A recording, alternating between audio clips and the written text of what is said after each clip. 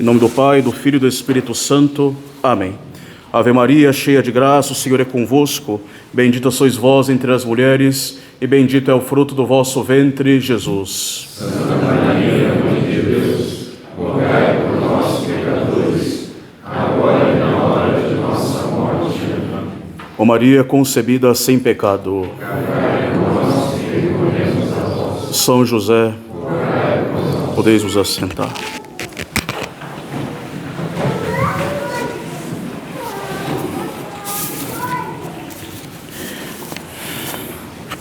Nós vimos a sua estrela no Oriente e viemos adorá-lo.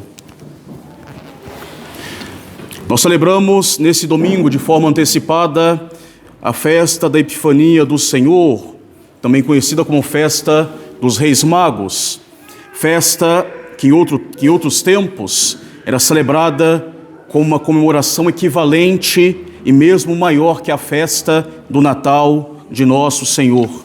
Festa que vem completar e aprofundar esse mistério da encarnação, manifestando a divindade de Cristo. Epifania vem do grego, que significa manifestação. É a festa da manifestação de Cristo e do mistério de Cristo aos homens. Por isso que, na festa da Epifania, a igreja canta e anuncia as datas das festas móveis do ano que segue, para manifestar o mistério de Cristo. É a manifestação de Cristo a todos os homens, a todas as nações.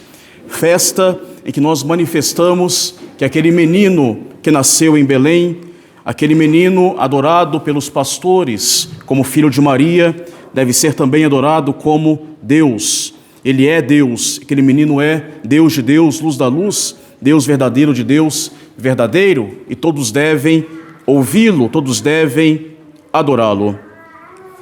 Esta festa tem vários símbolos, tem vários mistérios. Nós celebramos na festa da Epifania, relembrando o batismo de nosso Senhor Jesus Cristo, lembramos as bodas de Caná e lembramos a visita dos Reis Magos.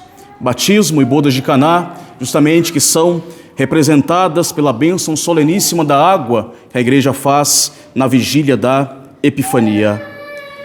Mas o maior símbolo, o símbolo predominante desta festa no Ocidente é justamente a figura dos Reis Magos, figura desses três misteriosos personagens que faz uma jornada desde o Oriente, desde a Pérsia, para justamente encontrar o menino em Belém.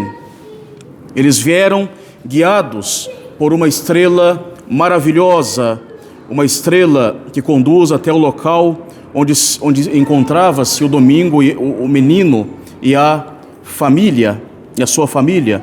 Estrela que, segundo São João Crisóstomo, era justamente um anjo que os guiava e que brilhava tanto de dia quanto de noite.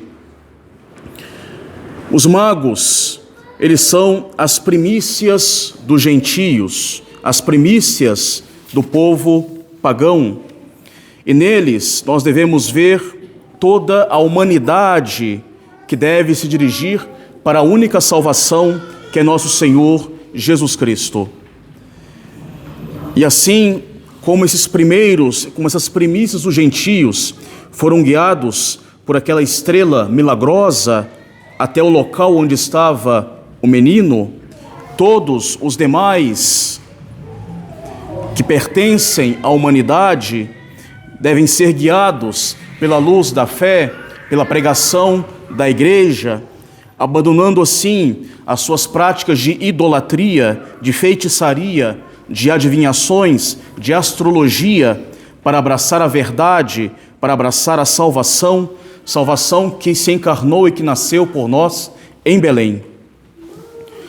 Nós temos esses três personagens, primícias da evangelização, que a tradição nos dá os nomes de Gaspar, Melquior e Baltazar, e eles devem ser para nós sinais de conversão, exemplos de busca de nosso Senhor na nossa vida diária. Se nós meditarmos este evangelho, que é muito bonito, essa narração dos magos que saem do Oriente, que vão encontrar o menino passando, inclusive, pelo palácio de Herodes, nós devemos notar virtudes, traços que servem para a nossa meditação. Nós notamos a fidelidade desses três personagens que foram fiéis ao chamado de Deus e foram de uma fidelidade, podemos dizer assim, realmente perfeita.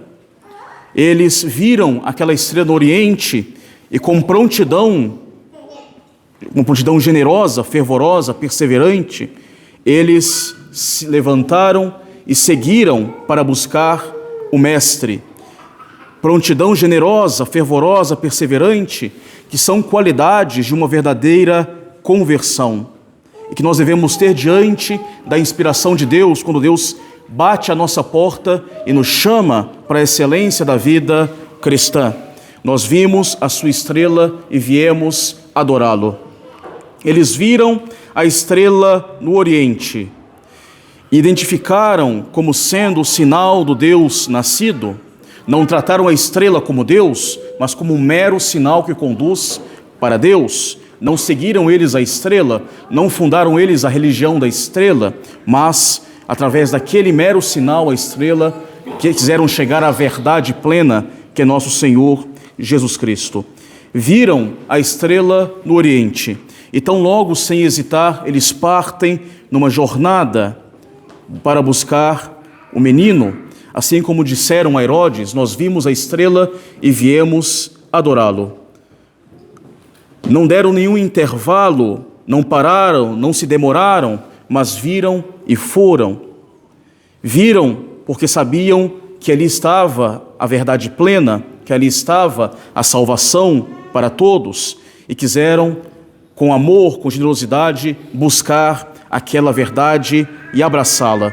Sem hesitação, quando conheceram, eles executaram. Nós vimos e viemos.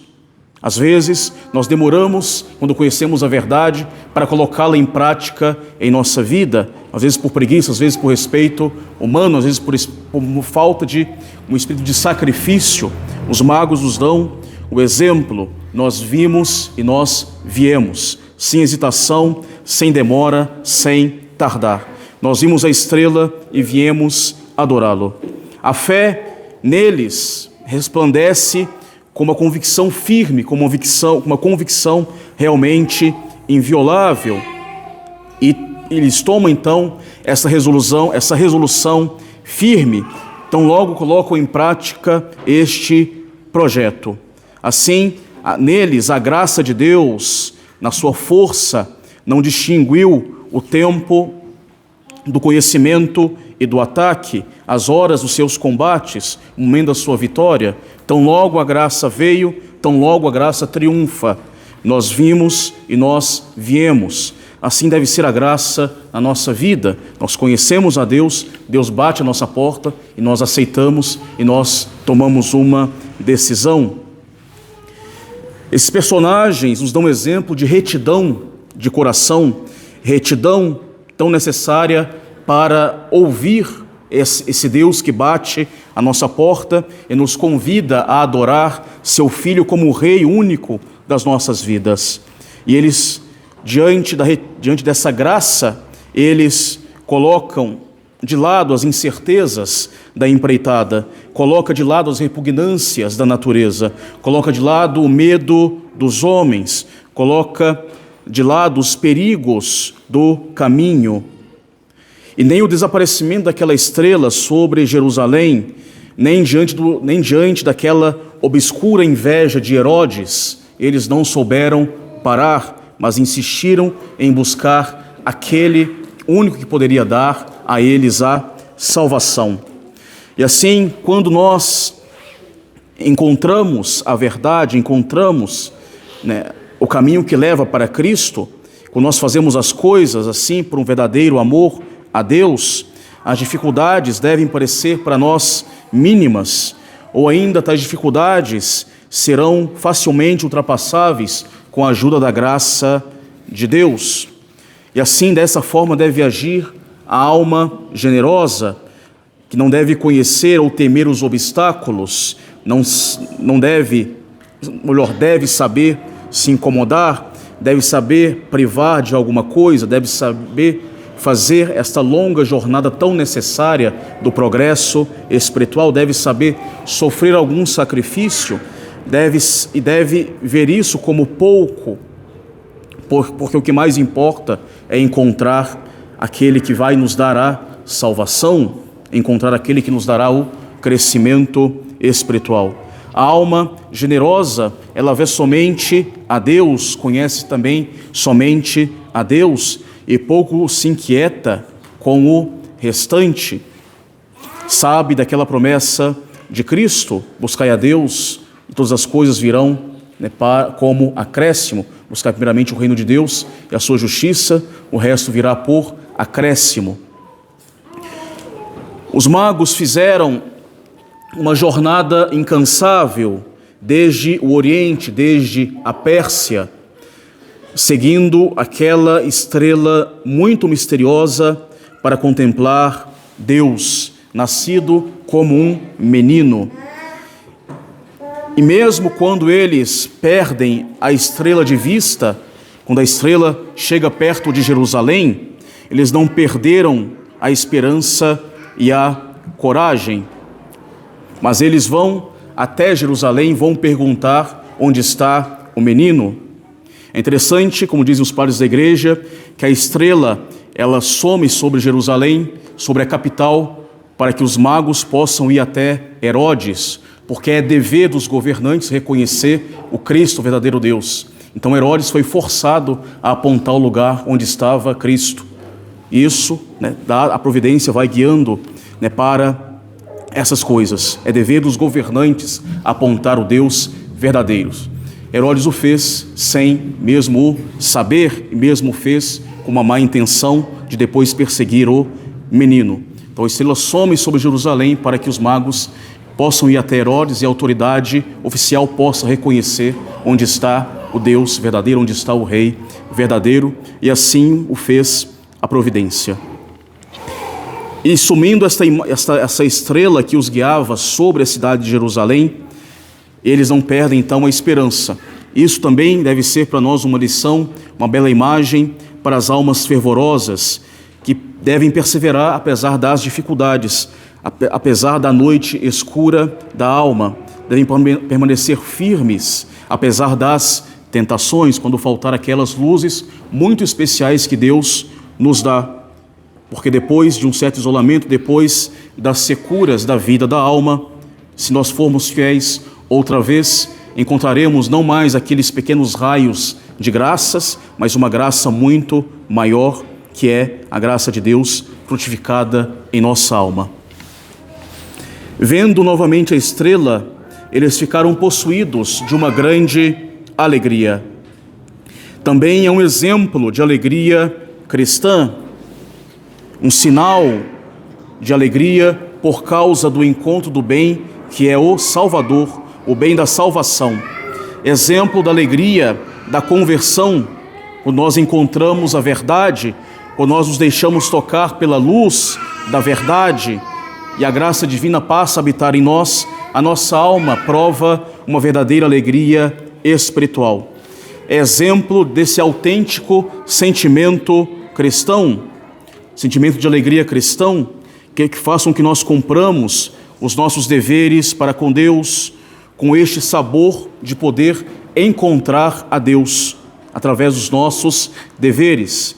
Assim, por exemplo, as nossas orações cotidianas, a nossa missa dominical e mesmo, se possível, a nossa missa diária, a abstinência de carne nas sextas-feiras, o terço em família, as orações pessoais, meditativas, deixam de se apresentar para nós como um peso próprio de um dever, mas se apresentam para nós como pequenas luzes que nos conduzem para Deus e, portanto, enchem a nossa alma de grande alegria. Vendo essas pequenas estrelas da graça de Deus em nossa vida, devemos ficar cheios de grande alegria, como diz o Salmo, que alegria fiquei quando me disseram: eu vou para a casa do Senhor. Esses viajantes não perderam também o seu fervor quando chegaram até Belém, diante de um lugar muito simples, diante de uma simples mulher que tinha nos braços um menino tão pobremente vestido. Eles não desconfiaram nem um instante daquela situação em que a providência de Deus os havia colocado. Eles souberam louvar a Deus pela grandeza daquele mistério. Eles ficaram cheios de grande admiração diante da suprema grandeza de Deus, abaixada por tantos despojamentos naquele menino, tantos esplendores que estão escondidos naquela criança, tanto poder, tanta majestade. O Criador que sustenta todas as coisas é sustentado por uma mulher, e isso os encheu de grande admiração pela grandeza do mistério de Deus. Os magos, abrindo seus tesouros, ofereceram ouro, incenso e mirra, e assim honraram o menino. Com ouro, eles reconheciam Cristo como Rei dos Reis, Senhor dos Senhores, soberano sobre os bens deste mundo. Pelo incenso, reconheciam como Deus verdadeiro, ao qual toda criatura deve fazer subir o incenso das suas orações. Com a mirra, que é empregada para embalsamar os corpos, eles homenageavam a sua santa humanidade verdadeira, unida à divindade, que deveria ser mais tarde imolada sobre a cruz. E para nós, não é nem o ouro, nem o incenso, nem a mirra materiais que nosso Senhor nos pede. Ele pede o ouro da nossa caridade, o incenso das nossas orações, a mirra da nossa penitência. Nós podemos e devemos oferecer a Cristo o ouro da nossa caridade que é de grande valor para Deus, através de uma perfeita abnegação de nós mesmos, pelo sacrifício da nossa vontade, que é o nosso precioso tesouro, e assim amar a Deus de todo o nosso coração, toda a nossa alma, com todas as nossas forças. E assim como Ele primeiramente nos entregou, nos amou e se entregou por nós, também a Ele nós nos entregamos totalmente pela caridade, por amor a Ele e também por amor ao nosso próximo. E para isso também buscar ver a imagem de Cristo em nossos irmãos, socorrendo os pobres, sustentando os infelizes, consolando os aflitos, em suma, realizando as obras de misericórdia, espirituais e corporais. Como disse nosso Senhor: em verdade eu vos digo, tudo que fizerdes ao mais pequeno dos meus, é a mim que terás feito. Nosso Senhor nos pede o incenso da nossa oração. Não é a oração rotineira e sem reflexão, vazia de intenção, precária de atenção, mas uma oração da alma humilde, que, penetrada do sentimento da sua profunda miséria e também da grandeza de Deus, envia a Deus os seus desejos ardentes de lhe agradar, de melhor servi-lo, de amá-lo sobre todas as coisas. Enfim, a mortificação, a penitência pela mirra, e esta virtude da penitência que vai conservar a alma e o corpo na pureza dos costumes, na caridade das ações, que vai conservar e aumentar ainda mais as virtudes em nós, nos fazendo desapegar dos bens materiais e buscando os bens espirituais. E são essas as disposições que nós devemos trazer para Cristo, rogando que Ele possa abençoar essas disposições como agradáveis presentes e para que sejam fecundas em nossas vidas. Os magos, enfim, eles, depois de terem encontrado Cristo, não voltaram mais pelo palácio de Herodes, avisados em sonho pelo anjo. Eles retornaram para sua terra tomando um outro caminho. Também um exemplo que devemos imitar na nossa vida, uma vez que vamos testemunhar o Salvador e adorar o Salvador, iluminados pelo brilho da fé, conduzidos até a verdade que é Cristo, nós não podemos mais voltar pelos mesmos caminhos dos antigos erros, das antigas faltas, dos antigos vícios. Nós devemos mudar de rumo, mudar de rota, não voltar mais pelo palácio de Herodes, mas buscar o caminho que leva para Cristo e para a manifestação de Cristo em nossa vida. Devemos buscar o caminho que conduz para Ele. Assim, os magos nos são grandes exemplos de conversão na nossa vida cristã. Herodes, lá no seu palácio, estava imerso nos gozos da terra. Herodes conheceu a Cristo e fez guerra a Cristo, e não teve nenhum único instante de paz na sua vida, nem no seu interior e nem nos seus arredores. Por isso diz o Evangelho: conturbou-se Herodes e toda a Jerusalém com ele. Os magos do Oriente, ao contrário, conheceram e foram adorar a Cristo, renunciando às glórias e os prazeres do mundo para conhecer a verdade. Por isso encontraram uma autêntica alegria, se alegraram de uma grande alegria. Temos aí dois caminhos que nós podemos sempre tomar em nossa vida, duas escolhas com duas consequências. Ou fazemos guerra a Cristo e assim conturbaremos nosso interior e em todos os nossos arredores, ou vamos encontrar e abraçar a Cristo e nós seremos alegres com uma grande alegria. Reconhecer a Cristo como nosso Rei verdadeiro, único Senhor, estar em paz com Cristo pela graça, deve encher a alma do cristão com uma alegria autêntica e duradoura, contanto que o cristão não se deixe seduzir pelas superficialidades e pelos caminhos que levam para Herodes. E esses são aqui os principais pensamentos que nós devemos meditar para nós, na nossa vida, deste mistério da Epifania do Senhor, mistério da manifestação do Senhor aos magos do Oriente, pedindo a nosso Senhor menino, adorado como Rei das nossas vidas, as graças que nós mais precisamos e que nos vêm da contemplação deste precioso mistério. Louvado seja nosso Senhor Jesus Cristo. Em nome do Pai, do Filho e do Espírito Santo. Amém.